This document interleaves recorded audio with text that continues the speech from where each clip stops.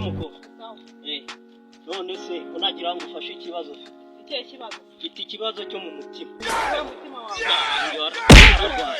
Umva se kunkubita naratarumva n'icyo. Ndashaka kumva ko ufite kibazo ufite mu nyine jewe ntabwo ngiye nakunda hano umuntu umeze nkawe. Ni nkubandi iki? Inkuba imeze gute? Ko ni wari umubise cyangwa nundi? Reka nkongeza ahubwo. Ntabwo nkubabaje gatoya. Ntabwo mbabaje amenyo yako. Ako kantu ni kabi. Ariko nta mugabo wanza ari igisazi pe. Kiragiye gitoroma wajyanga gifite ibiraburira mu mutwe. Atureka nigeze kitanira n'umwako. Begurushyi agira ngo ni ya nkuba yo mu kwa 8 mu kwa 7 data we. Mbega umunsi mubi we.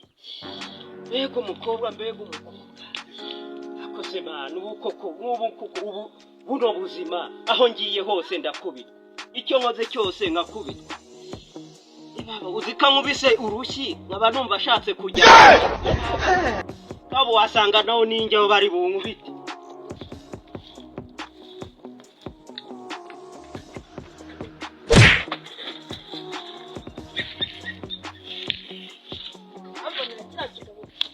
muri kandi wote se urakabije kuri